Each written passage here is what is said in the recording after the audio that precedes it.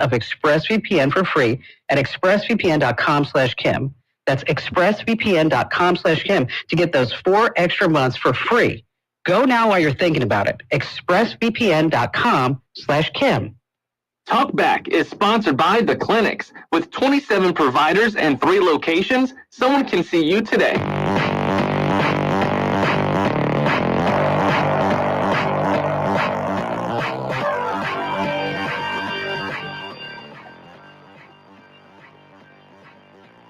It's Talkback, Central Louisiana's longest-running talk show.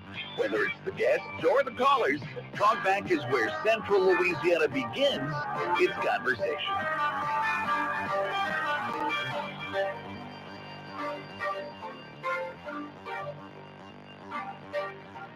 And good morning, Central Louisiana. Welcome to Talkback. I'm your host this morning, Sandra McQuain. Joining me is Nathan Martin. Good morning, Nathan. Good morning, Sandra. How are you today? I'm doing great, and I think joining us on the phone is the Lieutenant Governor. Lieutenant Governor, is that you?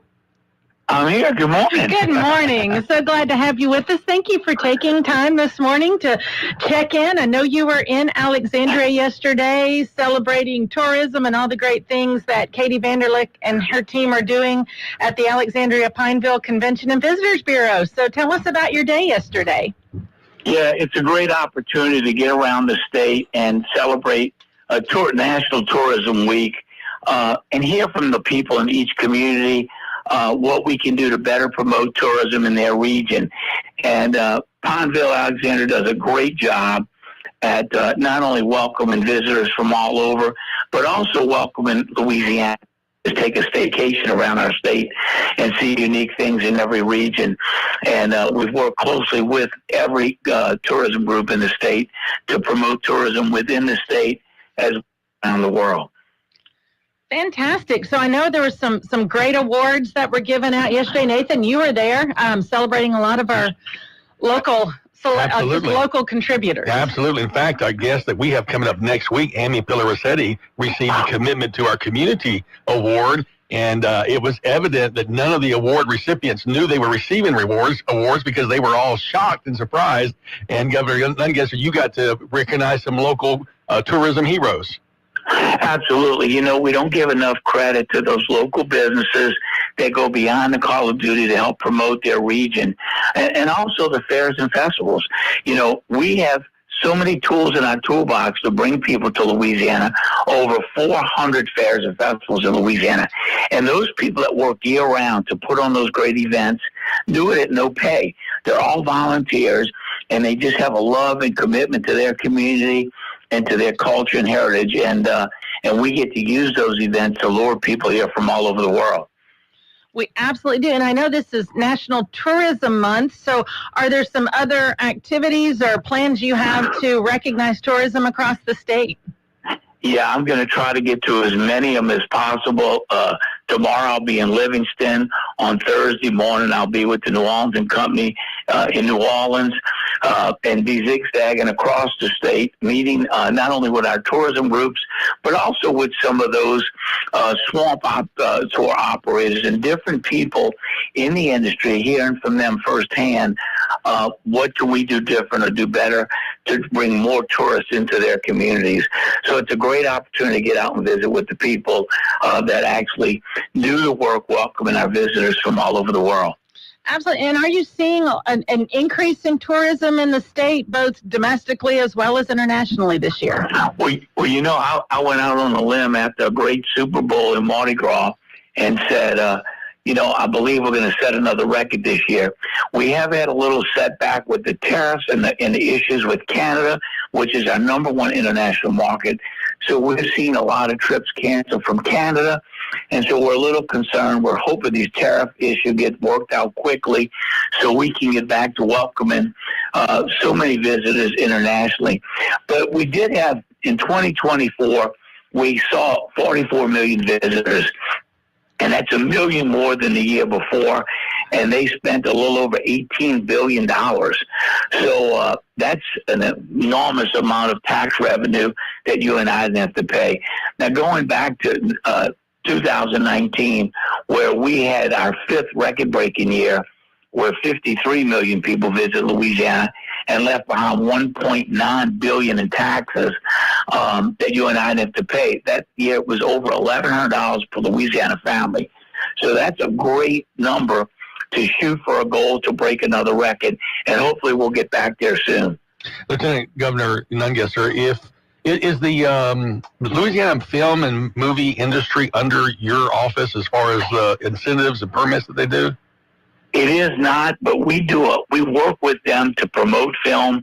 You know, we had a booth at the Cannes Film Festival the year coming out of the strike. We thought that was a good year to promote films in Louisiana. We fought hard to keep that tax credit in place, getting the legislature and the governor to realize it's not just the movie expenditures. About 9% of everyone that comes to Louisiana is heavily influenced by a TV show or a movie. That's over $1 billion of economic benefit the movies create for tourism in our state. So it's important to work closely to promote those films being made here in Louisiana. Well, I've been in the parking lot of Duck Dynasty up in West Monroe, and you see license plates from all over the United States in the parking lot, and I'm sure everyone's excited for the relaunch of that brand. But, you know, the announcement yesterday of the tariffs on movies made outside of the United States could have a positive impact for movies being made back here in Louisiana. It really could, much like the tariffs they put on the imported seafood gave our fishermen a little boost in price. So I do believe that if they do that, you'll see a shift in more films being made in America, and hopefully that'll benefit our filmmakers here in Louisiana. Absolutely. Well, I also, while we had you this morning, wanted to get your update on the Love the Boot, Keep Louisiana Beautiful campaigns that you were running in April. I mean, sounds like everything was a tremendous success, but would love to hear from you about that. Yeah, listen, I can't thank the people of Louisiana enough. 3 years ago, I asked the legislature to move Keep Louisiana Beautiful under my office. That year, we had about 50 groups clean up. This year, 1,400, I believe, and 87 groups cleaned up in every parish. And it's now a movement. It's not just a cleanup week. Mm-hmm. It's a movement. We've got more people. We're getting the teachers on board to teach education in school. We've got a video when you go take your driving test. And we're getting businesses to sign up and put garbage cans back in the parking lot. And we've got a hotline where you can report litters, and it's something we're going to keep our foot on the gas until we put the paradise back in Sportsman's Paradise. You told a funny story yesterday at the luncheon about your wife and litter. I would appreciate if you would share with our listeners this morning. Well, I use that as an example. You know, if you take your wife, your spouse out, or your kids to pick up litter for a day, and they might have littered at another time. Once you pick up litter for a day, you won't litter again. As a matter of fact, my wife points out litter all along the highway now. But once you get out there and you actually see what's on that road, it makes you angry when you see the litter, or if you see someone littering. And that's why we encourage everyone to use that hotline and report litters, or go to our website and learn how you can get more involved to help us clean up Louisiana and keep it clean. And another great reason why to get children involved in the litter pickup, because if they learn at an early age, that's something that will carry with them for their lifetime. Absolutely. You know, that's why we've got educational programs we give the schools. It's a law. They're supposed to teach about litter in school. We've got videos and materials that the teachers can use to teach about litter. And if we can change the culture, I believe last year we spent $92 million cleaning up Louisiana. We won't have to spend that money. We can use that for better things if we can just clean up and keep our state clean. Wow. I'm just like shocked by that amount. That's a huge, talking about they can make a dent in any type of deficit down the road. Absolutely. That money could be better spent on our teachers, on our health care, on fixing our roads.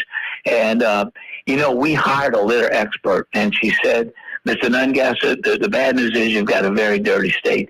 The good news is I've seen worse. And if you keep your foot on the gas for 3 to 5 years, you can really make a difference. I've seen it in other states. And yes, there is a litter expert that we brought in to help us on our plan to clean up and keep Louisiana beautiful. Absolutely. And I know besides tourism, one of the other areas under your purview are state parks. Any updates or anything we should know about coming into the summer season? Yeah, we got some great activities all over the state. Our state parks saw record numbers last year, and we're looking for those private-public partners to add cabins, glamping sites. We're even looking at a VIP RV lazy river, and looking at some resort conference centers. We believe that we can do enough private-public partnerships that one day we won't need any tax dollars to run our parks and make them more attractive. Mountain Bike Trail at Bogachita was named the #2 mountain bike trail in the country. We get 1,000 people a month from over 15 states just that mountain bike trail and horseback riding. Those two private-public partnerships has made that park a profitable park, making money for the first time ever. So we're looking for more of those partnerships to really bring more people into those communities to spend money and enjoy our parks. Wow. Yeah, and that's exactly the question I was going to ask, because you have made it a big deal about the private-public partnerships, and it is exciting to see it really gain steam. It really is. I tell you, I really believe that within a few years of these partnerships, that we can not only not need tax dollars to run our parks, but our parks can generate millions of dollars that we can use in those communities for culture, recreation, tourism, for a lot of great projects that never get funded through the state budget. We can use to enhance the quality of life in those communities. Well, I appreciate your connection to Central Louisiana, your commitment here. I know you're super proud of your friend, Coach Mike Burns, and the LCU Wildcats as they advance in the regionals. It's nice of you to give him a shout-out yesterday. I tell you, he does such a great job with those young men, not only teaching baseball, but I heard so many stories about where they might have drifted away from doing the right thing, and he's a mentor to those kids. He really cares about them and does a great job at that university, and we wish him the best in the tournament. They surely have a great team and a great group of boys there, that young men that do a great job. Absolutely. Well, our guest this morning has been the Lieutenant Governor, Billy Nungesser. Lieutenant Governor, thank you for taking a few minutes to update us. Thanks for being here yesterday, and safe travels to you the rest of this month. Y'all have a great weekend. Thank you. Thank you. All right, and Nathan and I will be back right after this. Talkback is sponsored by The Clinics with 27 providers and 3 locations. Someone can see you today. Stick around. More of Talkback is on the way. This is a Bloomberg Money Minute. Stock futures are lagging this morning ahead of the Federal Reserve's meeting. It starts today, but no interest rate changes are expected. DoorDash's appetite for expansion is growing. It's not only agreed to buy UK-based Deliveroo for close to $4 billion, but also just bought tech hospitality platform 7 Rooms for $1.2 billion. It competes with reservation apps like Resy and OpenTable.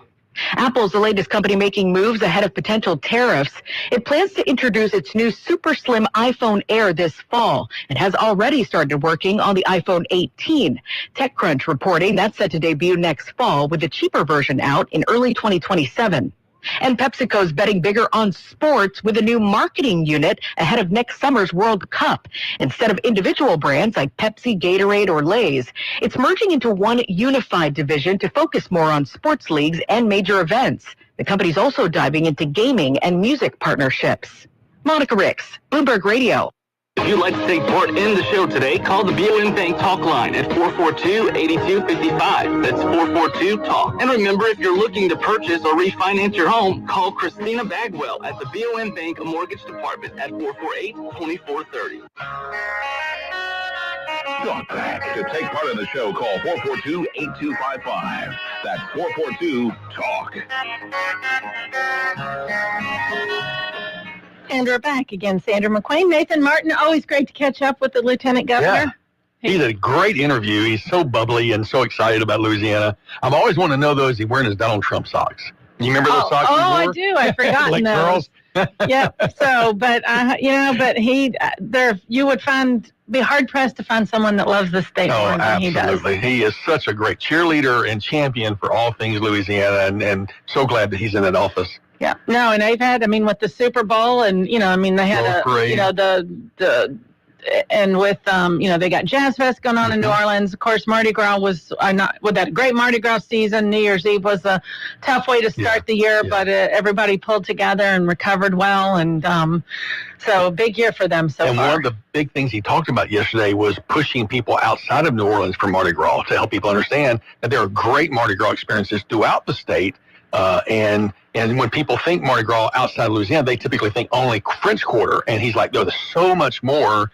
Have you seen the video? There's these two British guys who are traveling America, and they were in Louisiana. They had gone to Shreveport. I saw something that flashed by on some post, but I didn't see the whole thing, but I saw enough of it. Apparently, Lake Charles sent them a message and say, look, if you really want to taste Louisiana, come down here to Lake Charles. And so they brought them down, put them up in a hotel, let them have the true crawfish experience and all that. And it's apparently gotten quite a bit of buzz. Oh, fun. Well, we had a caller. Call back. Caller, I was just getting ready to turn and come to you. So, well, let's see. In looking at our show prep today, two things that caught my eye is this is National Nurses Day and it's National Teachers Day. And my first thought was it should just be National Heroes Day and put those two categories of folks under that umbrella, because I don't know what we would do without our nurses and our teachers. No, you're right. When we say the word hero, so often people think of firemen and police officers. But if you remember back during the days of COVID, I remember standing outside of hospitals praying for those nurses. And there was one particular night, I think it was one of the local stations would play Waymaker every day at a certain time of the day. And the word was put out, everybody show up at the hospitals at this particular time. We're going to turn our radios up. We're going to listen to the song.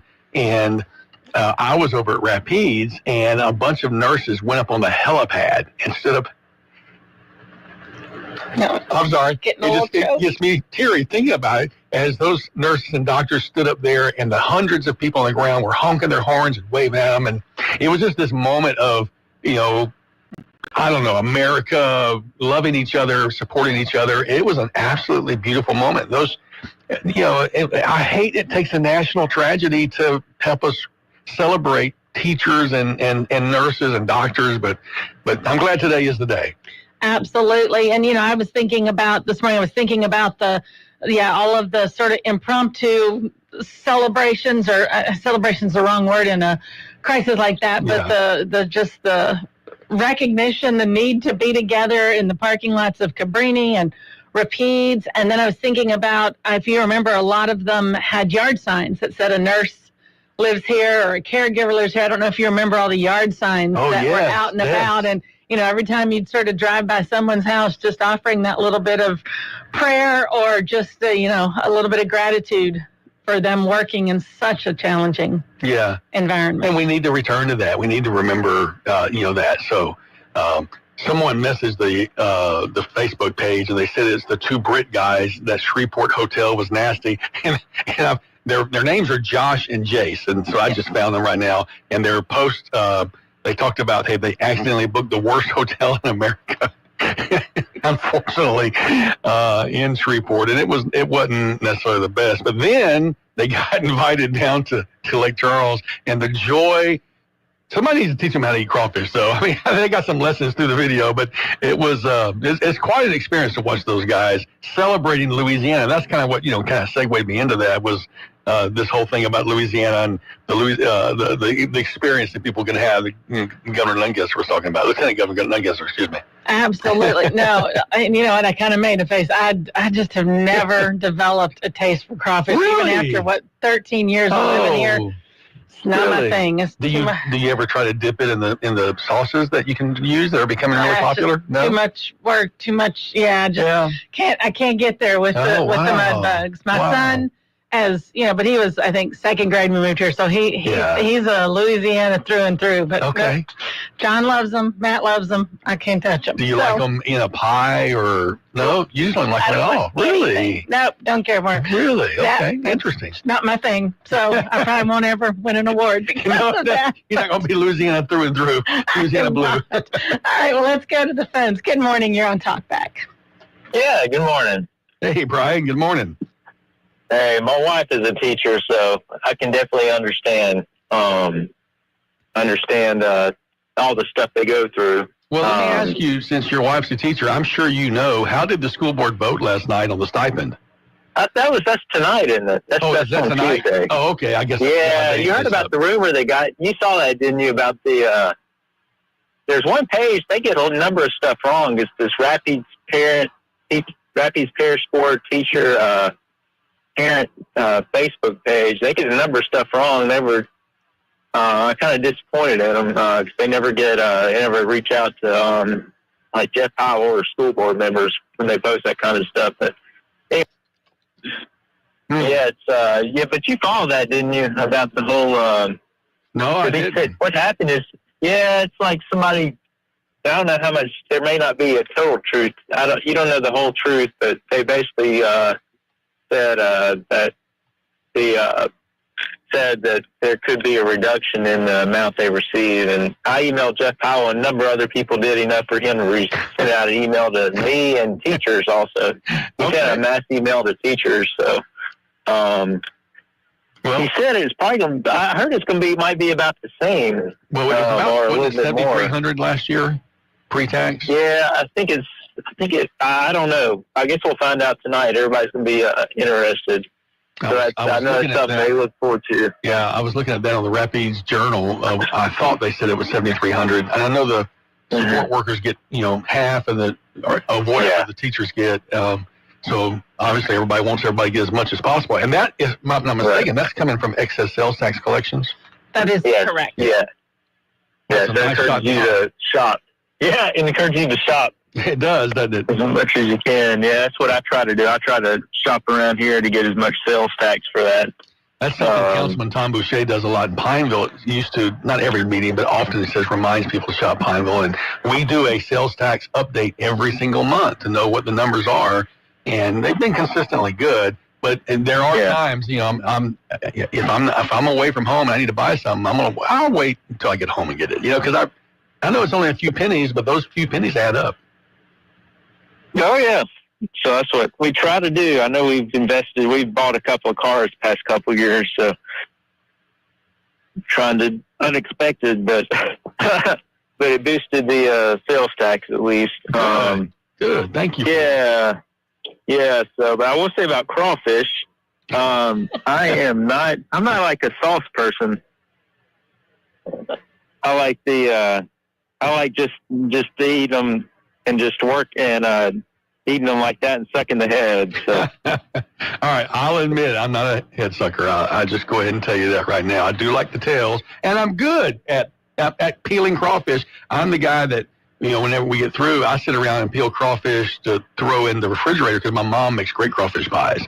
And so whenever we have crawfish boil, if we don't eat it all, which sometimes happens because we're very generous when we buy it, a few of us will sit around, we'll just peel the tails and throw them in a bowl, and Mom will use them later for something else, jambalaya or something. So I'm pretty good at peeling the tails. I got a technique down pretty good. My wife, she's from Texas, and she's kind of like Sandra's mindset. It's an awful lot of work for such a little bit of flavor. Yeah. I'm like, but it's really good flavor. Just don't rub your eyes. It's good. It's good. But hey, are you going to have Jeff Powell on in it anytime soon? I don't know when he's coming. He comes on once a month regularly, and if you give me a second, I'll be able to pull that up. I know we got to head to a break. You want to look that up while we're on the break? Yeah, let's do that. We'll look that up. Brian, have a great day. All right, you too. And go eat some crawfish. Good, thank you. And Nathan and I will be back right after this. KSYL. You too could have a beautiful smile in as little as 12 weeks. Exclusive to today's Dental in Pineville. Virtual Align Clear Aligners. The fastest, most convenient, affordable way to straighten your teeth for people on the go. Plus, they're invisible. No one will know you're doing it. Experience the virtual Align difference. Call Today's Dental at 448-4540. It's a general dental facility on Highway 28 East in Pineville, owned by Dr. Jonas Goche. 448-4540. In Central Louisiana, when you're talking great food, you're talking Southern Creations Country Lunch Buffet. At the base of the Jackson Street Bridge in Pineville, this Best of the Best award-winning lunch buffet is remarkable, featuring their signature fried chicken every day, an awesome variety of menu choices, and homemade desserts, including the now famous white chocolate bread pudding. No one does lunch better. Come have lunch with a friend or a group at Southern Creations. Daily menus posted on Facebook. Have you ever noticed how mysterious stains are? Oh, how did the stain get on my new blouse? You got me. I didn't do it. Isn't it good to know there's a professional dry cleaning company in town with service you can depend on? Take it to Craig. Craig can get it out. At Craig's Cleaners, tough stains are no problem. Finicky, hard, clean fabrics are no problem either. Just dependable, professional dry cleaning. Craig's Cleaners, 1746 Elliott Street, 1305 Metro Drive, or Highway 28 East at the Pineville Expressway.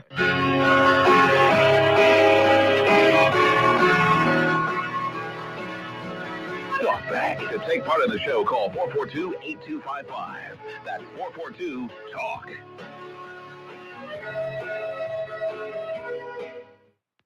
And we're back. Sorry, we got distracted. So, when did you find out superintendent will be May back on? 21st. So it looks like he may be here on the third Wednesday of each month, but he'll be here on May 21st will be the next time that he'll be in town. All right. And we were talking about just sort of how we, all really celebrated nurses, healthcare professionals during COVID. But, our teachers went through a lot, too, in that period. And on a dime had to completely shift to an online environment and trying to figure out how to provide what level of education they could. And so many of them had students that didn't have internet at home or a computer. And it was a challenging time for the teachers as well.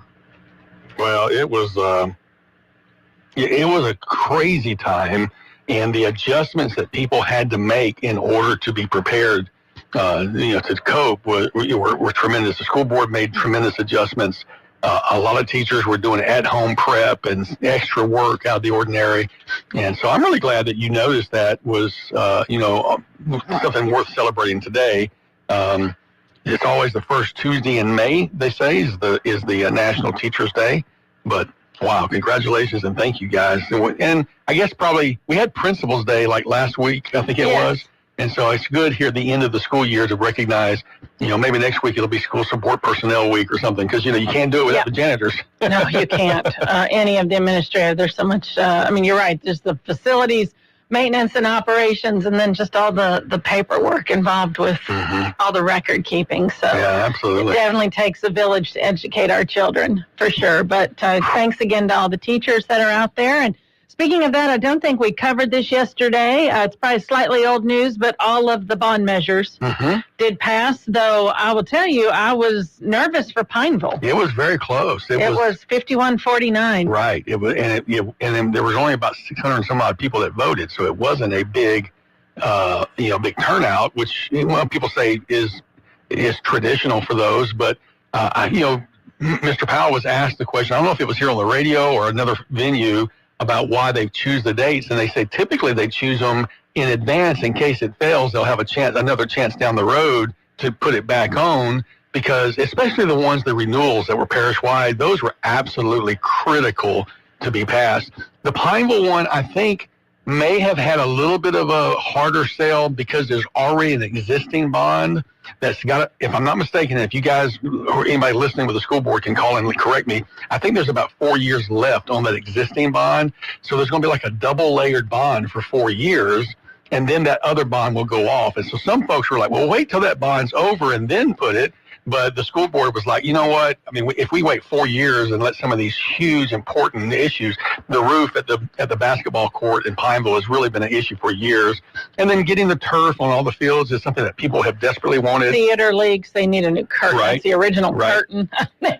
And then, we've had calls here talking about the parking lot, which has been an issue forever, and that's going to be addressed in this bond. So the school board decided, let's go ahead and ask the people to consider. If they don't, then we'll wait the 4 years when the other one rolls off.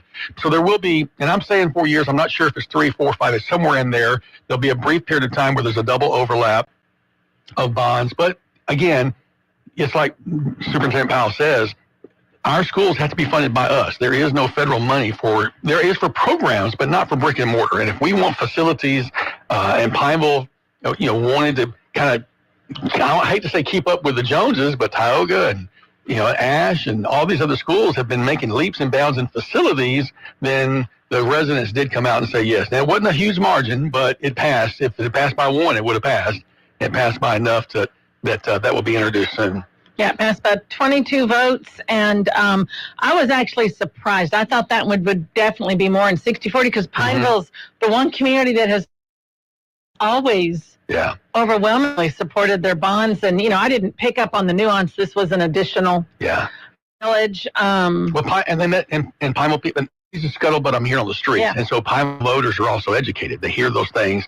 I think the other issue that's a little bit frustrating is that the bond areas don't line up with the school zones. And so there are some people who your kids may go to one zone, but your taxes go to another school. And that just over time, as these zones shift because of population changes, the taxing districts don't shift. And so you get some frustration there where your taxes are going to one place and your kids are going to another place. And so that creates a little bit of angst as well. Taxing districts in our school board system are the most insane tax structure I have ever seen anywhere I've lived. And I heard Superintendent Powell, I think he said there were like 14 districts in the state. Yeah. And, one of them is huge. Basically most of District 62, I think, is most of Alexander. So that included Peabody, Ash, Bolton. The big schools over there, they all share one big taxing district. But then Pineville has its own. Tioga has its own. Woodworth. It's all over. Poland. I mean, it's crazy. Ruby Wise. I mean, it's just nuts. So do you realize, though, the complexity of trying to disengage those and put it into one independent school district, whether it be one tax for everything, it would be next to impossible because of all these different bonds that have different fulfillment dates. It would be wild. I would be pulling my hair out. I mean, it's just, I can't imagine. Talking about inefficiency, like that's something I don't know whether that's a legislative action or what, but there just seems there's got to be a better way to organize the taxing. They say the best politics is local politics, but not always. Sometimes we overcomplicate it, and this is one of those cases where, maybe folks didn't want to share. So they wanted their districts, their taxes to go to just in their school. But then over time, as those population shifts happen, we get the mess that we've got. We do. Wouldn't be Louisiana without it. So, all right, take our last break of this hour. Be back right after this. Talkback is sponsored by The Clinics with 27 providers and 3 locations. Someone can see you today. Stick around. More of Talkback is on the way. Attention all real estate agents, property owners, and lenders. When you or a client needs a real estate attorney, call the professionals at Thompson Law Firm. Whether the legal matter is basic or complex, the Thompson Law Firm can accurately guide you or your client to a successful outcome. That's why numerous industry professionals have trusted the Thompson Law Firm for years. They also handle estate planning, successions, and business law. Call them at 473-0052. I am a paid non-client attorney spokesperson. Teens are using social media to buy what they think are prescription pills, like Oxy, Xanax, or Adderall. But these pills are actually made with a cheaper, stronger, and more deadly synthetic called fentanyl. You cannot see it, smell it, or taste it. Naloxone and fentanyl testing strips are available for free through many community service organizations to help prevent opioid overdose. Carry naloxone and know the signs of an overdose. If you or a loved one needs help, go to opioidhelpla.org. Brought to you by the Louisiana Department of Health. A message from Israel Air Conditioning and Heating. Yeah, my mama, she told me to pick up and call Israel Air. She told me Israel Air. She told me. She said they'll come running with comfort beyond compare. And a very fair price. Because you know we're all about your comfort, no troubles. Call 442-6657. That's 442-6657. We're all about your comfort,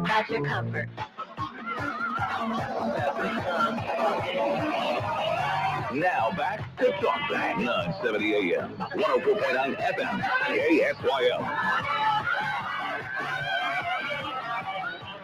And welcome back, Sandra McQueen, Nathan Martin. So we were talking a little bit about the election returns from Saturday and how close the Pineville bond vote was. But you said there were a few other races in the region. There were, and I'm finding this very interesting. A friend had sent me a message about the DeRitter race where, according to this report from KLB, Michael Harris was elected DeRitter's first black mayor with 1,041 to 1,031. But when you go to the Secretary of State's website, it shows Reynolds won by 15 votes, 1025 to 1010. So that's really interesting. I don't know, this report from KLB and not lining up with the website there. And of course, that's an unofficial report. It won't be until this week they'll open up the machines and recount. But when you have it's literally a 50-50 15-vote margin when you had 2,000 votes. So a very, very close race there in DeRitter. And then if you go down into Calcasieu Parish, the Lake Charles mayor's race was also very close. Out of 14,752, it was 7,700 to 7. That was about now that I look at it again, it's further apart than it was earlier, but so about 10% apart. But Nick Hunter, who's the two-term mayor of Lake Charles, got defeated by Marshall Simeon, and so that's going to be a change down there. Marshall Simeon, if I recall, was a council member at one time, and now he will be the incoming mayor for Lake Charles. So a couple of big races there that have impact. The DeRitter one is I've got to go back and look at some more because I'm really surprised when the initial results were that Harris had won. Oh, you know what it is? No. Okay, here we go. Harris did win. It was 1041. DeRitter is a multi-parish city. That's what it is. There it is. Okay. Wow. I just found that. That's interesting for a city. Yeah. That is very, very odd. You are correct. So those other two precincts gave Harris the 10-point lead. So if you look at Vernon Parish only had 37 people voting in the city of DeRitter. And 31 of them went to Michael D. Harris, and so you can say Vernon Parish pushed him over the edge. Wow. Sure did. Wow. Okay. Well, that explains that discrepancy. I think somebody was, I'd seen the phone light up. I bet they were calling to tell us we'd missed that. That is so odd to me that a city would sit with a couple precincts in another. You would think a city is one parish. Yeah, typically that's the case. But, for example, Ball is right up on the parish line of Grant Parish. That if they were to annex, I don't know if they can, but I don't know if that that's a great question. Why did that happen? When did that happen? Traditionally speaking, they do stay within a certain, geographic or in a certain parochial boundary. So well, we learned something new. Well, there we go. did. And they had good turnout for that race. It's going to sound like it's not great turnout, but almost 37%, which is pretty good for a May election. Yeah. Because we had in our different bond issuances between 7 and 10%. Yeah, so it's pretty abysmal. It was that really is hurtful almost to see sub 10% turnout. Well, first Saturday in May, there's so much going on. I mean, it's not that we don't have a responsibility to vote, but I can't think of a worse election day. What's interesting about that is there were complaints years ago that we had too many elections. So the legislature took it under advisement, and they set up that there's 3 elections in the spring and 3 elections in the fall, and one of those is going to be a primary, like a party primary type election. So there really are down to only 2 in the spring and 2 in the fall. So we don't have them like every other month like it used to be. But then the question becomes, and the reason before, some people like the multiples because you have things that term out, so you may have to wait. But at the most, you got to wait 6 months at the most. But if you pick any time of the year, you're always going to find a time that's difficult to fit people in. And unfortunately, that's the situation. I'm trying to pull up the voting calendar.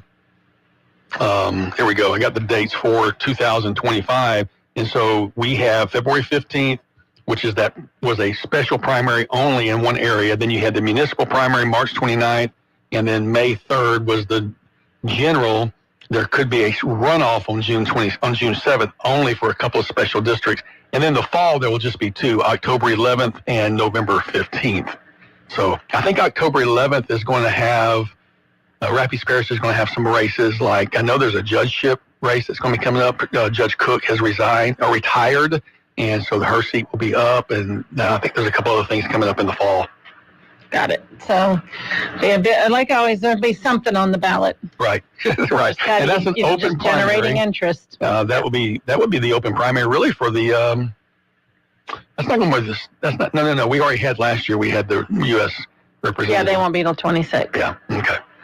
And the Senate as well. Although there's a lot of buzz, everybody's talking about the Senate race with Cassidy's opponents trying to draw up, money and positioning, and y'all had Cassidy on this past week, or I wasn't here, but I think Al and Trish had him. And so Al asked him, how his relationship with Trump was. Oh, very good, very good. I know a lot of folks were like, well, it wasn't really good when you voted to impeach him, but apparently they're back on good terms now. So He needs his vote to get the budget done. We'll see. We'll see how they're looking in 2 years. That's really what he said. He said he needs my votes, and obviously he wants his support as well. So they're working towards that could change, and we get pretty much a press release a week from Cassidy's campaign now within a new endorsement. Mm-hmm. I think yesterday's was the mayor of Ruston. Okay. Was the latest endorsement. I saw one a week ago from the mayor of West Monroe, Stacey Mitchell, and so you got Mayor of Ruston. Interesting. Which I think those two are strategic when you think about the fact that there's rumors that Congresswoman Letlow is going to challenging. Those are two mayors in her district and in her backyard. That northeast section of Louisiana, absolutely. So I've heard her name. Tamping that down. I've heard her name, and then she's did an event here locally in Alexandria, which I don't think she represents Alexandria anymore. No, she had something I saw an invitation to something in Alexandria last week. I have to go back and see if I can find it. So, yes, she hadn't been here that I'm aware of in a long time. Well, lots of interesting things happening, and in the second hour, we'll have some more chit-chat about some national stuff that's going on. Yeah, we'll hit that and maybe try to catch up on a few legislative things and take your calls. The phone's a little quiet, so please join in and save Nathan and I an hour or two.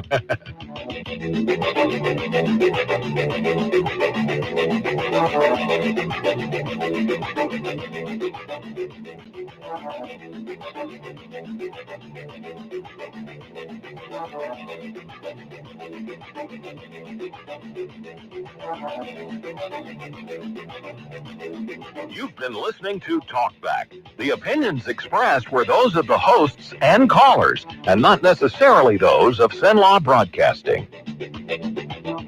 FM 104.9, AM 970, KSYL, and KRRV 100.3 HD3, Alexandria. It's 8 o'clock. This is CBS News on the Hour, sponsored by Progressive Insurance. I'm Matt Piper. Rescue crews are back to searching now that it's light for a missing 10-year-old girl in Texas. She was swept away by rising floodwaters around 4:30 yesterday afternoon as storms moved through the city of Brenham. Mayor Atwood Conjura. The response has been phenomenal, but it's such a swift water. Hearts go out to him. I mean, this is just something that shouldn't happen. CBS News meteorologist Rob Marciano says more heavy rains and flooding is possible. We got flood watches all the way to Mississippi, and we got storms that are firing up along I-20 and I-40, and they are motoring to Dallas in a hurry. So we've got heavy rain with us. We also have a level 3 out of 5 chances of seeing severe storms, including strong tornadoes, and that's from, say, Austin to Waco to Tyler and Lufkin down to Houston. Tomorrow will mark 16 days since the death of Pope Francis, and it's also when the conclave begins for cardinals to elect a new pope. CBS's Mary Calvi from the Vatican. While any of the men in the conclave may be elected, in fact, any baptized man can become pope, most are watching a handful of cardinals carefully. 70-year-old Italian Cardinal Pietro Parolin, who served as Pope Francis's Secretary of State. 68-year-old Filipino Cardinal Luis Antonio Tagle has been dubbed by some as the Asian Francis. Tariffs will be on the agenda when Canada's newly elected leader arrives at the White House today. Those include movie tariffs. President Trump says he wants on films made outside the U.S. As our Nancy Cordes reports, the recent blockbuster Minecraft was partially shot in Canada. I'm not looking to hurt the industry. I want to help the industry. President Trump's surprise announcement came after a meeting with actor Jon Voight, one of his so-called Hollywood ambassadors. Trump argued placing big tariffs on films made abroad will bring movie production back to the U.S. It's an industry now that's it's really left. It's abandoned the USA where it started. A week after his release from detention, Columbia student Moshe Madawi vows he will not be silenced. In his first network interview since his detention, Madawi tells CBS News what happened when he was detained last month in Vermont during a citizenship interview. Masked agents loaded with guns separated me, isolated me from my lawyer. Did not allow for any conversation of like, let me see the order that you have or what's happening. And I said, I am a peaceful man. Besides helping those painful rashes, new research shows the shingles vaccine can lower the risk of cardiovascular events, including stroke, heart failure, and coronary heart disease for up to 8 years. This is CBS News. Progressive Insurance. Progressive can protect your home, auto, boat, motorcycle, ATV, RV, and more. In short, a lot of things. Bundle today at Progressive.com. If you need to hire, it seems like the whole process can be exhausting. You search resumes, wait for the right candidates to apply, set up initial interviews. It's a lot of time and work. Well, what if you could meet with qualified candidates for your job the very next day? Now you can with Zip Intro from ZipRecruiter. And right now, you can try it for free at ZipRecruiter.com/free. Zip Intro is super easy to use. You simply pick a time, and it does all the work of finding and scheduling qualified candidates for you. Then you can choose who you want to talk to and meet with great people on back-to-back video calls as soon as the next day. Best of all, you save time and energy. Try Zip Intro for free right now at this exclusive web address, ZipRecruiter.com/free. Zip Intro. Post jobs today. Talk to qualified candidates tomorrow. Once again, go to ZipRecruiter.com/free to try it for free. That's ZipRecruiter.com/free. Louisiana Radio Network, I'm Jeff Palermo. We are expecting a lot of rain over the next few days. The entire state is under a flood watch. State climatologist Jay Grimes. Some of the states could be looking at 3 to 5 inches of rain, and the latest numbers for Acadiana are even higher than that. The Lafayette area could see 6 to 8 inches of rain, and the National Weather Service says a foot of rain over the next 3 days is possible. At the state capitol, the Louisiana House approved the bill that would require those on unemployment to do more work search actions in order to keep their unemployment benefits. LWC would like to increase from 3 to 5.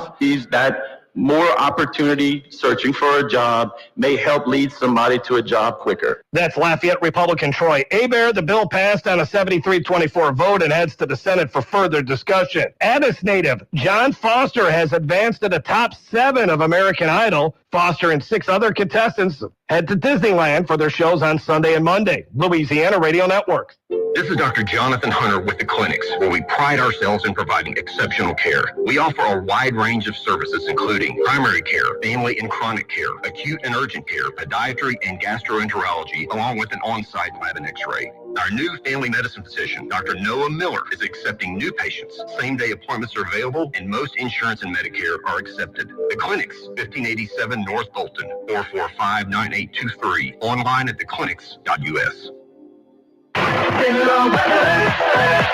Well, good morning. Some scattered showers across the area this morning. They'll increase into thunderstorms this afternoon. 77 will be the afternoon high. That could be rather breezy as well. That chance of rain, an 80% chance with locally heavy rainfall possible. Taking a 90% chance of rain during the evening and overnight hours tonight. And tomorrow starting out cloudy, then partly cloudy in the afternoon. High 78. From the Cenla Broadcasting Weather Center, I'm Dave Gratian. Currently 64 degrees in Cenla. Talkback is sponsored by The Clinics. With 27 providers and 3 locations, someone can see you today.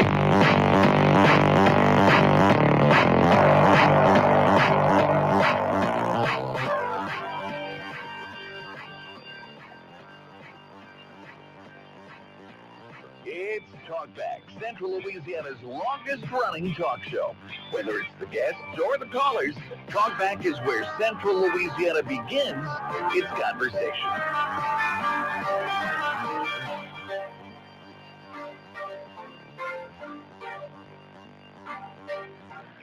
And welcome back to Hour 2 of Talkback. I'm your host, Sandra McQueen. Joining me today is Nathan Martin, and joining us as well will be a caller. Good morning. You're on Talkback. Hey, good morning. Thank you for taking my call. I know you want to go to national stuff, but I was wanting to comment on the insurance thing from yesterday. You and Al did a great job discussing that issue. And Friday, they were talking about it also. And Friday, the comment was made that we go round and round and round, and the politicians win and the citizens lose. But that's not true. Some politicians win. My representative, Gabe Firman, is working his guts out, and he's not winning. And when we equivocate like that, we give cover to the bad guys. And we need to understand there are good guys in this fight, and there are bad guys in this fight. And I thought of an analogy. You know, if Al went and poisoned all the other announcers in the area, you know, his pay would go up tremendously because he'd be the only announcer. You know, but on the other hand, if instead of poisoning people, if he went out and took some kind of magical course that could make him even better, I don't know how it's possible, but make him better than he is now, his pay would go up. Now, those are 2 tactics at increasing pay. One of them is noble, and one of them is despicable. And right now, we're suffering from a despicable tactic in our legislature where the Trial Lawyers Association has co-opted politicians in the State House, and, it looks like it's our governor and people like Jay Luno to tip the field in their direction so that they get these tremendous payouts when somebody has an accident. An accident used to be considered misfortune. Now it's considered like winning the lottery. It's advertised that way. People, our common thought throughout the state is that it is that way. That, you just hit the jackpot. If the right company's logo is on a vehicle that hits you or that you were in an accident with, sometimes they didn't even hit you. Sometimes you hit them and you're still getting a payout. So until we realize that, and I think it's going to take peer pressure. I think we're going to have to confront guys, not in a bullish way, like attacking them, but I think when they come into a room, the people who are on the good side should express their displeasure by just saying, we know what you're doing. We all know what they're doing. They are working to craft legislation, and they've done it. It's done. We're there now. Craft legislation where it makes it very lucrative to be a lawyer and impossible to make a profit in the insurance industry. So our insurance is leaving and our businesses are having to leave with them. We have to have reliable insurance for our businesses to be able to thrive. And if our business can't make a profit, they go elsewhere. And, we hear in places like Detroit where they have food deserts, where people cannot make money in the grocery business in those areas because of bad laws, bad ideas that decriminalize shoplifting. And so those companies can't make a profit, they leave. Well, we're about to become an insurance desert. And look, with that little Al and Sandra, y'all did a great job yesterday talking about that bill. They snuck into another bill to put the onus on Temple, our insurance commissioner. That's not going to solve anything. They're going to push it and they're going to blame him. But we're going to go year after year after year with them doing these half measures. And so I think we need to call out the bad guys. Well, I would tell you that, when you talk about despicable tactics, you have to realize it's not just the interest of insurance versus the interest of the trial lawyers. There is a lot that's going on behind the scenes where legislators are being threatened to have projects pulled from their districts and their items. Yes. I mean, it's the tactics. It is heavy-handed coming out of the administration, and some of our legislators like Gabe Ferment have the backbone to say, I'll take the risk that you'll pull projects that are needed in my district, and others aren't willing to do it. I have never been more disappointed in an elected official that I voted for than Jeff Landry. I cannot remember, and I'm old. I loved Reagan and what he did. He was the first president I got to vote for. I thought some of the governors, Mike, what was his name? I thought he was going to do Mike more. Foster, yeah. Mike Foster. I thought the Indian guy, I thought he was going to do more. Bobby Jindal, he turned out to be somewhat of a disappointment, but nothing on the scale of Jeff Landry. And I hope somebody from the right will run, but they won't get the New Orleans vote, so, we're stuck with a Democrat next term. So I don't know. I'm just discouraged about this, and we just need to let these people know when we look at them out of the corner of our eye, we know what you're doing, and you're making things worse for the working people. Anyways, in Louisiana, while you're on the line, though, you might remember Gabe, maybe 2 years ago, made a vote that was unpopular with the then governor, John Bell Edwards, and he lost a water treatment facility or something like that in Grant Parish. And, a lot of people decried that style of governance and said, we don't want that anymore. But the same type stuff is happening today. Threats are being made. If you don't vote this way, you're going to lose this project in your district. And so it's not a Republican-Democrat issue. It's the style of governing. Sandra, you made a comment a while ago. Elected is the easy part. Getting elected is the easy part. It's the governing that's the hard part.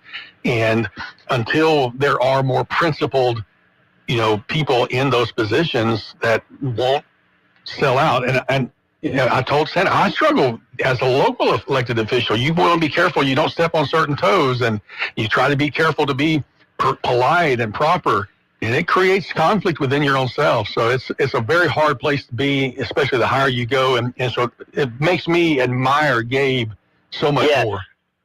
And what we have to have is some kind of transparency so that we see those people and we hear about those things so that we can put peer pressure on those people. You know, when Biden got elected, he tried to close our VA, you know, because Louisiana didn't vote for him. These tactics, they're not new. That's the strong arm tactics that have been going on and would go on if we were not a constitutional republic. They would be even more pronounced. But it's the nature of man to do it wrong first. It's the duty of government to make doing it wrong more. Bastiat in the law, he said that. He said it's the nature of man to fulfill his wants and needs by plunder. It's the duty of government to make plunder more expensive than labor, so that he'll turn to labor. And we just have a failure of government at this point. Is that quote in that little book you brought me? Yep. Sure is, yeah. It's in my backpack. Yeah. When I get some time, I'm gonna finish that. That book is awesome. My daughter-in-law, Amber, a lady gave it to her in Homeschool Association in Lafayette. She grew up in Karen Crow. And Amber said she'd keep 10 of them with her. She'd give them out. And so she gave it to me. I read it, and oh, my goodness. I try to read it every year, but I at least listen to it on my audio a couple of times a year. That man was so wise, and, you know, tuberculosis cut his life short. But had we listened to him in 1849, we'd have never had the war between the states. Anyways, thank y'all. Y'all have a great day. Thank you. Well, let's go to the phones. Good morning. You're on Talkback. Good morning, caller. Oh, they dropped off. All right. Call back. It's open line. Yeah. The whole hour. The rest of the hour. Your time, your dance, as Al likes to say. We mentioned we were going to talk about national, but also local, state stuff. I heard you talk about your trip driving back from Oklahoma. I drove to Mississippi over the weekend. My daughter and son-in-law live up in Senatobia, which is just south of Memphis, literally like 30 minutes from Memphis. And so, you know, we drove up 165, cut across 20 into Mississippi, caught 55 all the way up. And there are a lot of billboards, and like you commented, there were a few, but I don't think it was 10% of the billboards were lawyer billboards. And some of them were muted in tone. It was just, you know, such and such law firm. There was one I saw twice. It said cash for crash. And that was kind of like a Louisiana style. And then there was another one I saw one time, a guy in front of a giant truck. You know, so there were a couple, but something, and look, I think Dave or somebody you guys talked to yesterday, you made this point that, you know, enterprise is going to fill whatever role you allow it to fill. And so we shouldn't, you know, we can't lambast the people for making business following the rules. The rules have allowed them to make this business. And they're protected under the Uniform Commercial Code. Right. As an advertising, they're allowed to advertise. Trial lawyers are. That's protected. The only thing that, like, sort of state bars or some sort of governing entity, whatever it's called in your particular state, is allowed to do is put some guardrails so you don't create an unjust expectation. Like everybody that comes here gets a $1 million check. They can put some guardrails, which is why you see those disclaimers, especially on TV ads. But outside of guardrails, they're not allowed to regulate good taste, you know, in these ads. If they, you know, you got somebody doing something silly, they can't come in and regulate that. They can't regulate the messaging. All they can do is again, just there's a few guardrails of what they can regulate, but outside of that, it's pretty open. So if our laws made it, you know, legal to sell something that isn't legal today, and then somebody started advertising for it, you can't blast the advertiser. Once it becomes legal, you got to say, if you don't want that, then you need to change the laws. And so that's where I think they're looking, you know, people are looking at what has created the environment. You know, Brian has called in and talked about he got in an accident and people expected him to sue. And he's like, well, no, I was made whole. I'll tell you another little side piece of this. I consider it to be a minor fender bender. It was a parking lot bump. I was driving through a parking lot. Someone backed out. I was not paying attention directly in front of me, glancing over at some people walking by. I saw the motion in my peripheral vision, slammed on my brakes, but not in time to stop from, you know, hitting the rear end of a pickup truck. I got out, looked at my car. I honestly thought it wasn't that big a deal. I thought my son-in-law can probably take care of this. I told the other guy, don't worry about it. You know, we knew each other. We're fine. I went in. For my son-in-law came over and said, no, it's a little bit too much for me to do. It's really a bigger job. You got more damage than you realize. You open up the hood. There's a, you know, okay. So I take it in. I'm thinking, a couple of $1,000 maybe on the high end. I got a $500 deductible. All right, I'll do it. It ended up being over $7,000 of damage is what the body shop charged for what to me was a minor fender bender, because I don't know if I just don't know how that happened, how it expanded from this minor, because everything was just so expensive. But are the body shops taking advantage of it? Are the adjusters taking advantage? Is everybody's, it just really, it's a whole process. Obviously, I didn't sue. I was doing less than 5 miles an hour. I didn't have soft tissue injury and need to go see a chiropractor or anything like that. But there is an industry that creates that type of environment that we have. So some of the laws I think are going to adjust. If you don't have insurance, you're not going to be able to sue for your damages. The comparative fault. Now, I love that bill that says that if you are 51% at fault, you can't sue. Right now, you can be 90% at fault and still sue and get damages. So those are kinds of changes I think would be helpful from what I can tell. I think with uninsured, there'll be a cap on what you collect. Okay. It's not that you can't collect. I think there's or you can't get the first amount of damages, I think is what it may be. And then, the whole thing about transparency and disclosure. So, you get a hospital bill for $10,000, but the hospital really only charged you $2,000, and the insurance pays $1,700. You had to pay $300. That's what's going to be disclosed to the jury instead of the $10,000 bill, which is what's currently being disclosed. So those are the kinds of things I think would be good. I'm a layperson on the outside looking in, just trying to read and understand, but it sounds like that's those 16 bills that Representative Furman and the freshmen put through. I think we're really a really good package of bills, and I hope they make it through the Senate. And how they're going to get amended and changed, I'm not sure what will eventually happen in the end. Well, there are fewer senators than representatives, so your phone calls, hopefully, you won't have to call as many people, but they might go further. Absolutely. Well, let's grab a quick call here before the break. Good morning. You're on Talkback. Good morning. One of the things that gets me about the lawyers, and I know they have the right to practice within the law, whatever it is, but they've actively argued against the truth coming into the courtroom, whether it be who's wearing the seatbelts. They got killed in Senate committee, and just what you were talking about as far as the medical expenses, which is the truth, which is kind of what we base our religion and everything else on. And in order to keep their situation going, the gravy train going, they argue against the truth being told or being revealed. And that's pretty bothersome, and that kind of goes to, I think, the character of the people. Thank you very much. Thank you for your call. No, I appreciate your comments on that. Yes, and there's, that's what you hope. Judges are there to make sure that, hearings are accurate, balanced. But yeah, there's two sides to every story, unfortunately, and the truth somewhere in the middle. And that's why we have judges, right? That you want to be unbiased and make right choices and good choices, and not lean in any direction. Absolutely. Well, let's take our first break of this hour, and we'll be back right after this.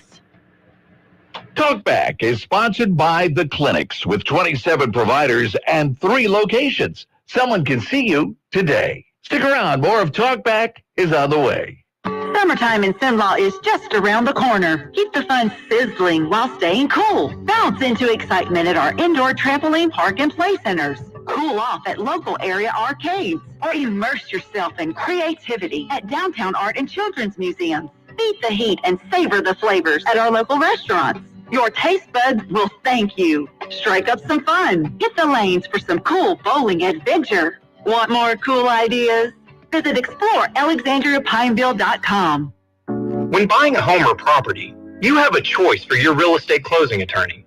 Fine Legal Services, LLC is a full-service title company offering residential and commercial real estate closings, title insurance, and more.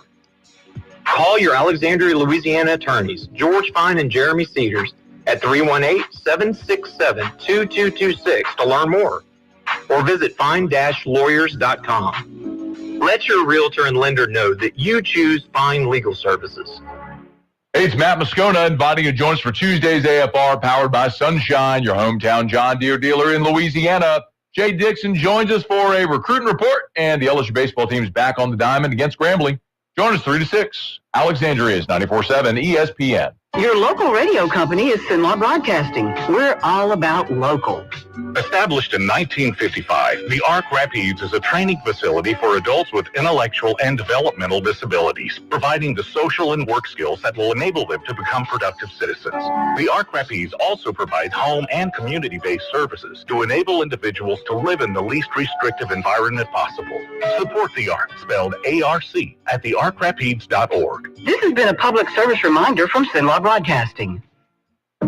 Joey from Vermont, a farmer trying to get through the winter.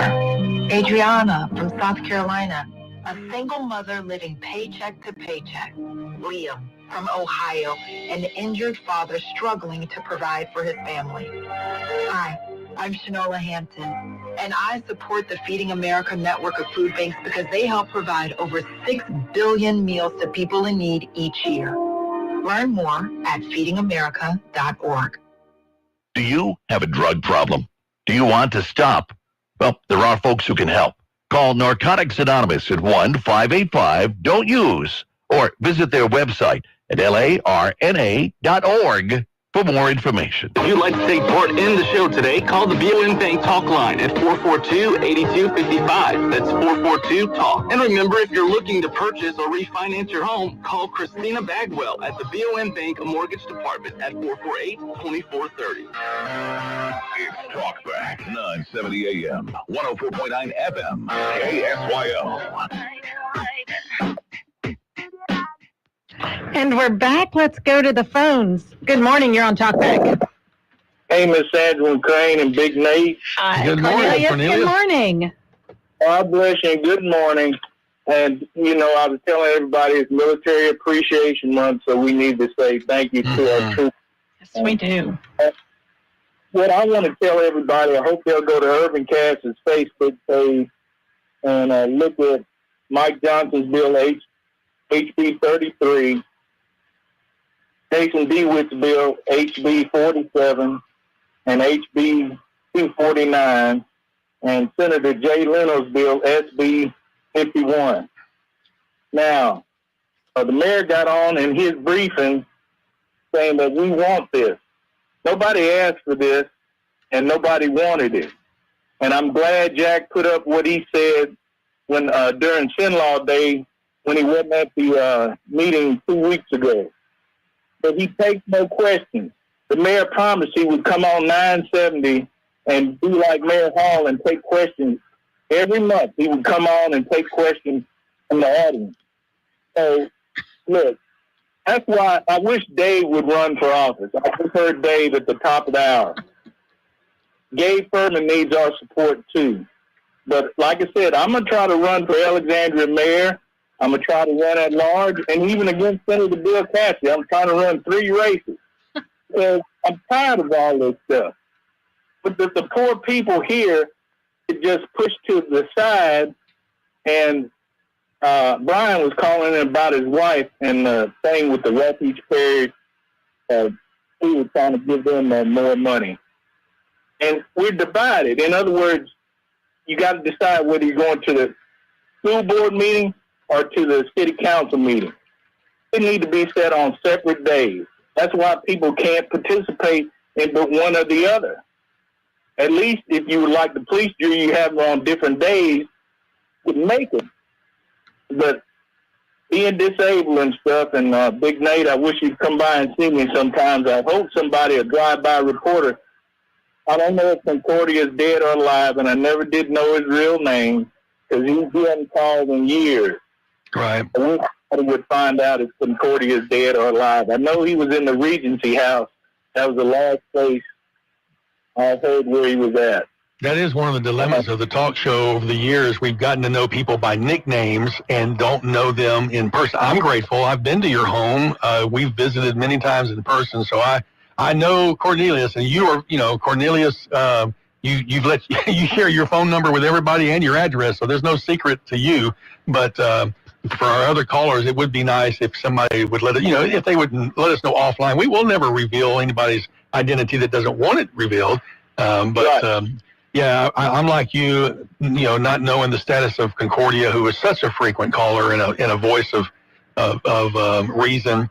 It's kind of like Charlie Brown over in Marksville. Charlie Brown, if you're listening right now, look me up on Facebook and send me a message so at least I'll know who you are and we can connect. Hey, Charlie Brown, come to 3638 10th Street. I'll give you his address. I'm glad to meet you, Charlie Brown. And my phone number is area code 318-446-6934. So I'm welcome to anybody who wants to call me or come by. This will be my campaign headquarters, my house. Like I said, I'm disabled, but I try to make it around and everything. But you see, they were talking about the ambulance committee, too. I just want to make this briefly. The Acadian ambulance in Pafford.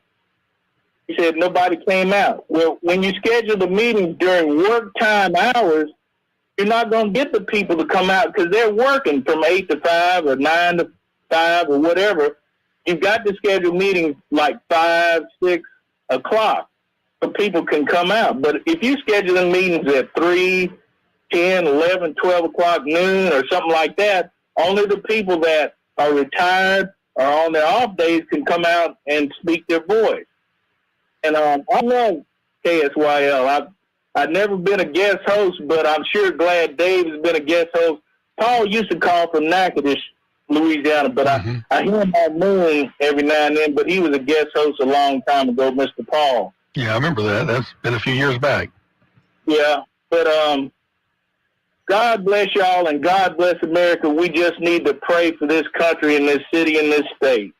And thank you for letting me say my piece. Absolutely. Have a great day. No. Thanks, Cornelius. Yeah. And he's right. And I actually I did kind of go through those bills that are that he mentioned that evidently, and speaking of times people can't come, this afternoon, the local affairs committee of legal affairs committee, of the city of Alexandria is meeting at 4, which makes it hard for a lot of people, but they're going to get an update on these bills. Right. And so it'd be good for people to be there. I'm assuming that'll be streamed live as well. I assume the committees are. I don't know. Yeah. Well, I think so. I think it's the law now, too. Our bodies our size, all committees and whatnot. Councilwoman Felter did speak out. Urban Cast had a thing from her that talks about the update that was coming out. And I think one of the things that some are interested in is that Mayor Roy has already spoken in favor of the bill, at least one of the bills. He's testified on them, but they have not passed a resolution. Right. And that's typically, it may be a moot point. It may not be that big of an issue, but typically if you're looking for a local bill, you'll get a resolution from your council to show to the legislators that this has, local support, because I'll tell you, local bills typically get passed through. If that's what the locals want and it's not going to affect, the fiscal budget or anything, self-governance is a big deal, in which they typically allow. Absolutely. Well, we'll try to break those 4 bills down when we come back after the break. Talkback is sponsored by The Clinics with 27 providers and 3 locations. Someone can see you today. Stick around. More of Talkback is on the way. This is a Bloomberg Money Minute. Stocks are set to open lower for a second day over trade uncertainty. In fact, 2 more big firms, Ford and Mattel, have pulled their earnings forecasts over it. The toy maker says it plans to raise prices and cut back on production in China. Ford expects to see a $2.5 billion impact from tariffs. California Governor Gavin Newsom's calling for federal tax credits to help create jobs and attract more filmmaking to the U.S. He's even suggested partnering with the White House following President Trump's plan to hit foreign productions with 100% tariffs. Intercontinental Exchange released its monthly mortgage monitor report and says numbers of first-time and Gen Z homebuyers are up. First-time homebuyers actually accounted for a record share, 58% of agency purchase lending in the first quarter, as Gen Z made substantial gains in lower-cost states, including Indiana, South Dakota, and Kentucky. Experts say affordability and higher interest rates are still an issue for buyers across the board. Monica Ricks, Bloomberg Radio. Starting a business can be overwhelming, especially when you do it alone. Don't do it alone. Take control of your future with a Jenny King Gulf Coast franchise. With Jenny King, you get guaranteed initial growth, reliable operational support, and ongoing education to set you up for success. Jenny King has built a proven system that gives you the tools to take control of your future confidently and with the support you need to thrive. The future is yours today at JennyKingCleans.com. Jenny King, the king of clean. Hello, I'm Sarah Kramer of Kramer Funeral Home. Funerals don't just signify that a life has ended. They celebrate that a life was lived and loved. At Kramer Funeral Home, we understand the importance of celebrating a life well lived. And since no two people are alike, no two funerals should be alike. We will assist you step by step in creating a meaningful service that honors your loved one's unique life. Let us, the staff at Kramer Funeral Home, be your personal guide. Welcome to Staples. Hi, I hear Staples prints it all. Oh, you bet. Posters, banners. Can you print it all for Father's Day? Oh, of course. Photo gifts like canvas prints, photo puzzles. Can you print it all for graduation? Sure can. Custom cards and invites. Can you print a huge banner with the grad's picture? Oh, definitely. Even an embarrassing baby picture? Oh, those are the best kind. I know, right? Print it all for dads and grads at Staples. And right now, get 40% off custom cards, invites, and photo gifts. N75 exclusions apply. Visit staples.com/print for details. Here's Comedians and Sketchers Getting Comfortable, presented by Hands-Free Skechers Slip-In. Hey, I'm Bobby Slayton, and I'm here with my pal, comedian, and Skechers ambassador, Mr. Howie Mandel. Why did it take so long to invent something as amazing as slip-ins? I know it seems simple, but it took Skechers to invent a better pair of shoes. Yep, with Skechers slip-ins, you just step in and go. You don't have to touch your shoes. And by the way, slip-ins are for the whole family, men, women, and kids. In all your favorite Skechers styles, find Skechers slip-ins at a Skechers store, Skechers.com, or wherever stylish footwear is sold. Well, good morning. Some scattered showers across the area this morning. They'll increase into thunderstorms this afternoon. 77 will be the afternoon high. That could be rather breezy as well. That chance of rain, an 80% chance with locally heavy rainfall possible. Taking a 90% chance of rain during the evening and overnight hours tonight. And tomorrow starting out cloudy, then partly cloudy in the afternoon. High 78. From the Cenla Broadcasting Weather Center, I'm Dave Gratian. Currently 68 degrees in Cenla. 970 AM, 104.9 FM, KSYO. To take part in the show, call 442-8255. That's 442-TALK-BACK. And we're back. So let's pick up on the comments from Cornelius about the City of Alexandria bills that are going to be discussed in the Legislative Affairs Committee this evening. The first one I had pulled up was House Bill 33. And this would exclude certain employees from the classified service in the City of Alexandria. So it's a law specific to the City of Alexandria, and it lists which employees are considered classified and which employees are not. So when you're not classified, you're typically more of a political appointee or an elected official, as you would say, assistants to the mayor, that type, division heads, anything that's sort of an appointed type position. And there are certain rules that apply to classified employees. They go through the civil service system, and then non-classified. And so what it would do would be adding to the unclassified employees anyone who works for the city who provides computer operations, including direct services to the municipal information systems, electronic security systems, and other vulnerability and information technology designed to prevent disruption and compromise, and the compromise of sensitive information. So would just like to know why this edit at this time? Yeah. There may be a perfectly good rationale. Yeah. I know that folks that are not classified have the right to hold other jobs. So, for instance, people that are city's attorneys and assistant city attorneys can keep a private law practice. So I don't know if they're finding and trying to recruit these positions that a lot of these folks have side hustles related to their tech work, but.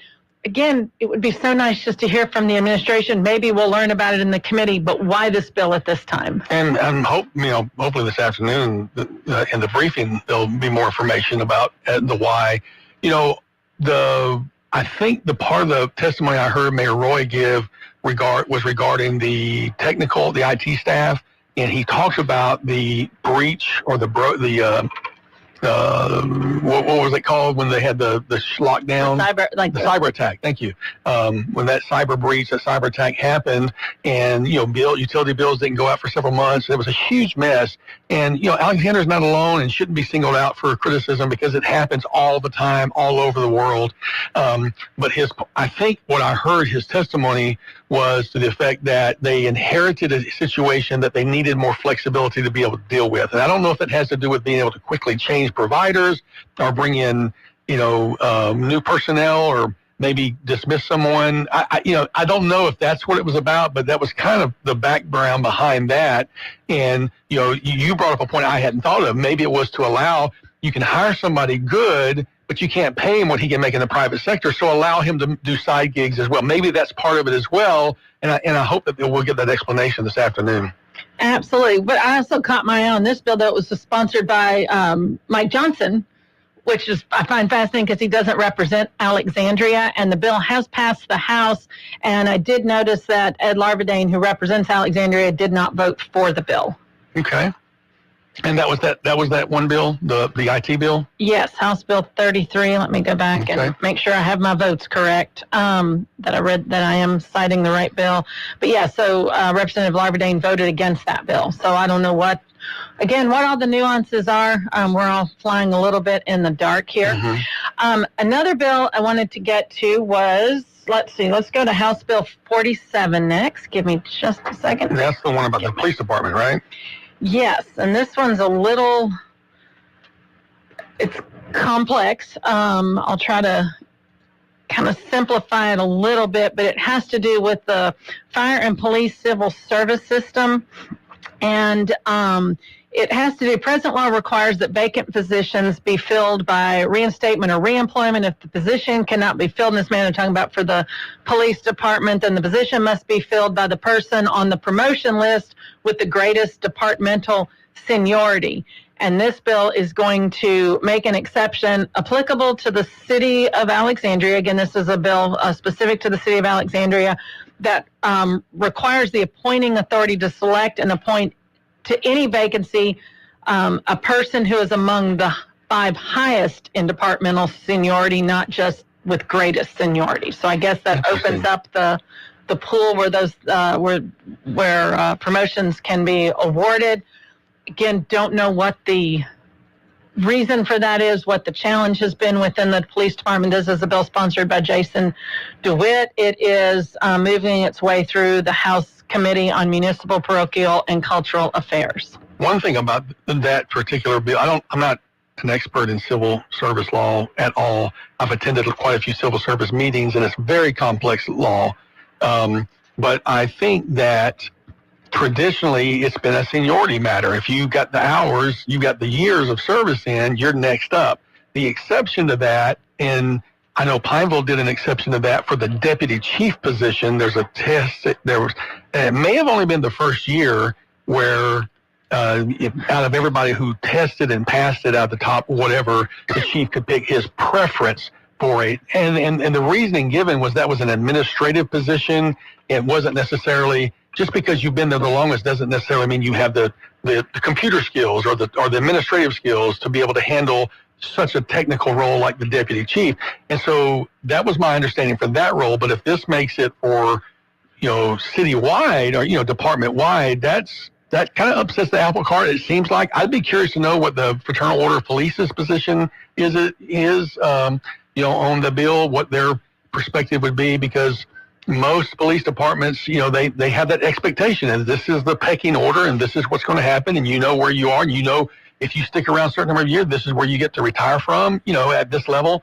So, again, look forward to hearing the update as to why. And we know, Representative DeWitt occasionally listens to the show, so maybe he can give us some insights into the bill as well. Let's take our next break, and when we come back, we'll try to break down the other 2 bills for the city of Alexandria. Talkback is sponsored by The Clinics with 27 providers and 3 locations. Someone can see you today. Stick around. More of Talkback is on the way. The cost of air travel is more than just the ticket price. It's also fuel, meals, lodging, parking, and time. The more we fly AEX, the better our chances of bringing back flights to Houston and Charlotte. AEX and help our community grow. Find your true cost at local.flyaex.org. Attention all real estate agents, property owners, and lenders. When you or a client needs a real estate attorney, call the professionals at Thompson Law Firm. Whether the legal matter is basic or complex, the Thompson Law Firm can accurately guide you or your client to a successful outcome. That's why numerous industry professionals have trusted the Thompson Law Firm for years. They also handle estate planning, successions, and business law. Call them at 473-0052. I am a paid non-client attorney spokesperson. From America's #1 travel radio show, I'm Robert Carey. And I'm Mary Carey with today's RM World Travel Minute. Travel on planes, cruise ships, and trains get their fair share of attention from us, but the facts are most people travel by car. You know, we've had some great road trips, and all of us have had an array of experiences at highway convenience stores and gas stations. Yeah, and you know, Buc-ee's certainly wins universal praise from travelers. If you haven't been to a Buc-ee's, find a way to make it happen. But Love's, Sheetz, Racetrack, Wawa, Quick Check and Quick Trip, Casey's General Stores, Royal Farms, Stewart Shops, Come and Go, Sinclair 76, and others can all lure us in. Mary and I tend to buy water, orange juice, and iced tea when we road trip. Mary likes salty, I have the sweet tooth. But at many of these places she mentioned, you'll find so much more with things like fresh brisket sandwiches, award-winning fried chicken, homemade candies and ice creams. Even healthier special diet eaters are covered. The website Delish says Rice Krispie Treats, Snickers, beef jerky, and Chex Mix are the most popular items sold at gas stations nationwide. I don't know if I agree with that, but share your favorites with us at rmworldtravel.com/contact. We're Sinlaw Broadcasting, local radio doing local public service. The Exchange Club of Central Louisiana is a group of men and women working together to make our communities better places to live through various service programs, namely youth activities, Americanism, community service, and the Exchange Club's national project, the prevention of child abuse. The name Exchange was selected because the group wanted to exchange ideas and information with other like-minded individuals. Learn more at nationalexchangeclub.org. This has been a public service reminder from Sinlaw Broadcasting. There's no better description than to say St. Jude is a place of hope. My name is Lindsay. I'm alive today because of this incredible hospital and the generosity of so many who wanted to support it. Finding cures, saving children. Learn more at stjude.org. Now back to Talkback, 970 AM, 104.9 FM, KSYO.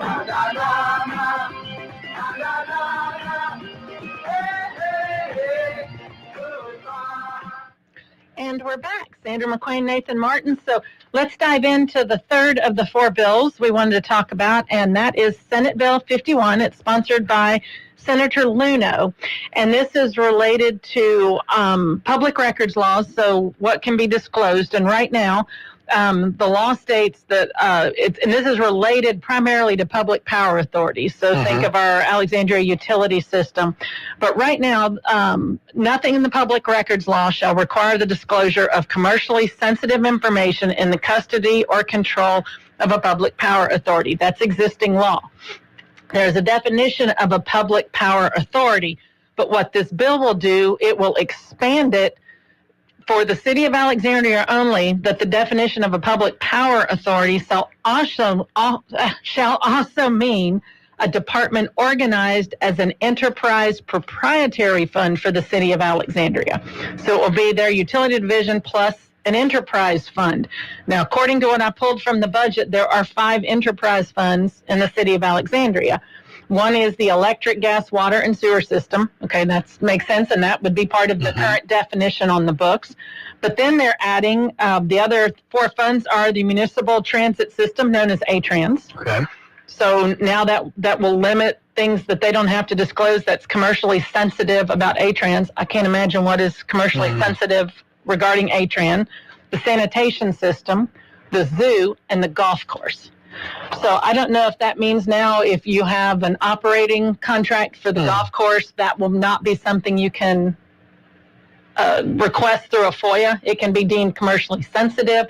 Not really sure why we're expanding the definition of a public power authority to include enterprise funds in the city of Alexandria. Well, that is interesting. I think the key phrase, and since typically they have definitions, I need to go find the definition of what is commercially sensitive information, because upon the reading of that, I think of competitive information, like if you and I are two different competitors and we're both buying power from, Alexandria Utility System, I may not have the right to know how much power you're using as far as the specific information, because it may give me a competitive advantage, but I don't know what that really means. So that's, again, grateful that the mayor is holding a press or an update this afternoon, and that's at 4 o'clock in council chambers, right? Correct, and it's passed the Senate already, so it is it'll go to the House Committee on House and Governmental Affairs. And it passed 39-0, so it looked like it passed without any issues at all. And so we'll see how it works through its way through. Yeah, I'm just curious, why now? Why these enterprise funds have been here a long time? So what is driving that change? And I think we always want to be careful just not making changes for change's sake. So I'm going to assume there's a reason, but we've had no information provided to us in that respect. And then Senate Bill 249 relates to civil court fees and how those can be used for clerks and different staff. And so there wasn't anything in that bill that I found to be particularly, if you want to pull it up, Nathan, again, it's House Bill 249. Nothing in there. That one looked like kind of an administrative cleanup type bill, and those happen. And that's also by Jason DeWitt. So those are the four. Now, it's interesting on the announcement of what's going to be on the Legal Affairs Committee agenda. They also had House Bill 247, but that bill is related to Baton Rouge. So I don't know if that was a typo. I think it had to be a typo. Because it was just added, because the only one I could find that was Alexandria were those four bills.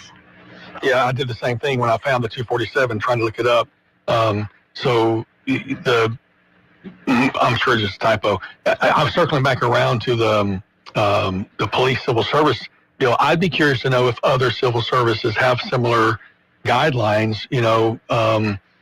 I think that it's important that I like civil service protection because seniority guarantees movement, and it's not just getting to be somebody's favorite getting picked for a job just because they eat supper with the whatever, they go hunting, they go turkey hunting with somebody, to use another illustration. But at the same time, you get to those upper levels, and perhaps there is a need for some flexibility. So maybe there is that in other communities. The only one, again, that I've ever heard of was in that deputy chief position, which was an administrative role. And if I recall, the first deputy chief in Pineville, the chief at the time, Chief Weatherford, chose a lieutenant to make him deputy chief because he felt like he had the strongest administrative skills. And that chief ended up, that deputy chief ended up becoming chief, Darrell Basco. And so that decision seemed to be justifiable on the face of it because of his strong administrative skills. So I don't know if that's what this is or not. And again, looking forward to that update this afternoon at 4 o'clock. Absolutely. Well, let's take our next break of the hour, and we'll be back right after this. Talkback is sponsored by The Clinics with 27 providers and 3 locations. Someone can see you today. Stick around. More of Talkback is on the way. All of us have that one friend who can just light up the room with a smile. And sadly, how many of us are just a little bit envious of that friend? Well, here's the good news. The folks over at Today's Dental in Pineville can deliver that beautiful beaming smile. Over the years, hundreds of hopeful patients have visited and been completely satisfied. They've made getting dental implants an amazingly simple, low-anxiety procedure, one that's affordable for anyone's budget. The staff at Today's Dental go out of their way to make you feel comfortable with calming in-office IV sedation that's administered by a highly skilled, certified nurse anesthetist. And their multiple finance options make the entire procedure truly affordable. Isn't it your turn to light up that room? Give Today's Dental a call at 448-4540. It's a general dental facility on Highway 28 East in Pineville, owned by Dr. Jonas Gauthier. That's 448-4540. Feel like no one really gets you and what you're going through? Louisiana 988 can help. The free confidential helpline has specialists who focus on serving the LGBTQ+ communities, connecting you to local resources or just offering a listening ear. Share as much or as little as you want. Most people who reach out report feeling better right in the moment. It's free, confidential, and available 24/7. Text or call 988 anytime. In Sinlaw, keeping your lawn looking great can be a real challenge. And that's why folks have been choosing our locally owned and operated company, Promo Fencing and Lawn Care. Promo can also be your local choice for fence installation and new landscape installs. They're real pros about it too, offering free estimates and financing for those bigger jobs, residential or commercial. Bring your vision to life with Promo Fencing and Lawn Care. Call 318-452-6265. Louisiana, game night just got interesting. This is your chance to build an empire, one scratch at a time. Play Monopoly Scratch Off from the lottery. Win up to $15,000. Choose your words carefully. Every letter counts when cash is on the line. Spell out your fortune and play Scrabble Scratch Off. Top prize $50,000. It's not just a game, it's a game changer. The game is afoot. It's a classic case of mystery and deception. And everyone's a suspect. Whoever you choose, uncover the mysteries of the new Clue Scratch Off. Top prize is a whopping $100,000. All three fun and exciting games are available with Fast Play. Louisiana Lottery, giving you a reason to smile. Must be at least 21 to purchase. Clue, Monopoly, and Scrabble are trademarks of Hasbro.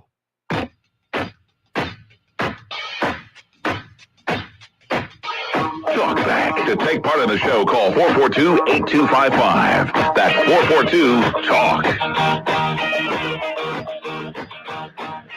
And we're back. Let's go to the phones. Good morning. You're on Talkback. Sandra, I missed what you said about Bill 249, and also if they go to Optimum Channel 4 on Optimum Cable, they can see all city council meetings of Alexandria. But just go over Bill 249. And that's the only one I missed. Yep, and 249, thank you, Cornelius, and thank you for reminding folks where they can watch the council meetings on Optimum Channel 4. Yes, so Bill 249 has to do with civil court fees and how they can be used. Mm-hmm. That bill really, there's a lot of kind of nuances to it, but it looked like what I'd call an administrative cleanup bill, which you see those from time to time, that you're doing certain things with court fees and you realize, this would be more effective. I mean, Nathan, I'm looking at the engrossed digest right now where it basically says that the costs collected in civil cases may be used for the payment of stenographic, clerical, and other operational expenses of the court without the consent of the Rapides Parish Police Jury. So basically, it's giving the court permission to use those civil fees for court-operated funds or activities that in the past, because there's a shared jurisdiction with the police jury, that they would have to go to the police jury every time. So as long as the police jury doesn't oppose it, then it's going to be for compensation of clerks and deputy clerks by mutual consent of the judge of the Court of Alexandria and the Rapides Parish Police Jury. So it's really just saying, hey, we've got this money coming in, we got this pot of money coming in, and the current law doesn't define these other things over here that really are a function of the court, so we want to include that to be able to pay. So it seems like it's a very proper bill from the the quick reading of it that we've given it. Yeah, and I wouldn't say the other bills are improper. No, I didn't mean that. No, I just wanted to clarify, and I knew you didn't mean that. It's just that one, when you read through it, go, okay, this is, and it may have been something they were doing, and somebody said, hey, you actually realize you probably need to go get some clarification. Right. So it just looked like I said, I always call those administrative cleanup bills, and but the other bills, just why now? What's driving the need to make the other three changes? I think that's a fair question for the citizens to ask. And on the face of them, when you read something, if it makes sense, it's great. If it doesn't make sense, then you need to ask questions. And every board that I serve on, I'm known as the guy who asks questions because I like to understand what I'm voting on. And when I first got on the Rapides Hospital Board years ago, I would ask, because they use a lot of acronyms and terminology. Well, I'm a layperson. I'm not a medical person. So I would ask, and after a while, they would chuckle. They would either get through the motion. I mean, they would talk about a thing, motion. Anybody any questions? Nathan, you got any questions? because I'm known as the guy who asks questions. And they're just good-natured. I like to know the information. So I appreciate, again, the opportunity that the City Council will afford the citizens this afternoon at 4. Absolutely. And our good friend Jimmy Sawtell always is quick to say, never underestimate the power of a good question. Oh, great. Yeah. I can't tell you how many times I've heard Jimmy say that. Wow. So. I love that guy. He's so funny. Me too. He told me a funny story yesterday. I don't know if I should say it on the air or not, but yeah, I'm going to save it for another day. I'll let him tell the story. Next time he's on, I'm going to ask him to tell the story. It'd be better. It's kind of like Billy Nungesser's story with his wife. It's better if he tells the story. So I'll do the same thing with Jimmy. Yeah. But he was there at the event yesterday. He's everywhere. He is. And I forgot to mention, I wanted to run down some of the award recipients yesterday at the Chamber event. And I have them listed right here. I zoomed past them. All right. Well, your clock is ticking. Yeah. Music's going to... I know Amy got the community award. I know the Taste of Mardi Gras event for the Louisiana Restaurant Association got the event, which was the largest fundraiser in the state of Louisiana. They beat out New Orleans, Baton Rouge, all the other big ones. I know England Authority got an award, and there was a... They were the tourism partner, and the fourth award was... I can see the group, and I can't remember what it was. Because I wasn't there, so I can't remember. I had it pulled up, and I closed it accidentally. The page. Here we go. It's coming up right now, and it's gone. Oh, good. Oh, there it is. Okay, the fourth one was the Alexander Museum of Art got the Cultural Arts Award for the George Rodriguez, the River Road. Absolutely. Speaking of the Museum of Art, in the last minute or so we have, did you go down to the Dragon Boat? I was in Mississippi this weekend, but I heard it was a great event, great turnout. A little bit I heard, and I think I heard that Clico won for the third year in a row, won the competition. And but I did hear that was it the Ash Trojans had a team up there, or there was like a high school group team, yeah, and that they came in second, so they gave the veterans a run for their money. I'll bet they did, a little bit of youth. So, no, it's always that's such a fantastic event. Yeah. I don't know who won the Men Who Cook, and, that Jonathan Hunter was on last week with Tom Spencer. I'm not sure who won that event Saturday afternoon, so text us, let us know, and we'll announce it tomorrow. Absolutely. And then, let's see, tomorrow will be Tricia Now, and tomorrow's also the Real ID goes into effect. So if you are flying or entering a federal building, you need a passport or a Real ID. I don't know that there's going to be any waivers or flexibility or what that's going to be like, but it's probably time to go get that done if you are a frequent flyer or enter a lot of federal buildings. They're doing in a hurry. That's right. They'll also be talking about the Rapids Regional Medical Center's Trauma Symposium that's coming up on Friday. They'll have a special guest in studio tomorrow. Excellent. And other than that, stay safe this afternoon. Listening to Have a great day. The opinions expressed were those of the hosts and callers, and not necessarily those of Cenlaw Broadcasting. FM 104.9, AM 970, KSYL, and KRRV 100.3 HD3, Alexandria. It's not a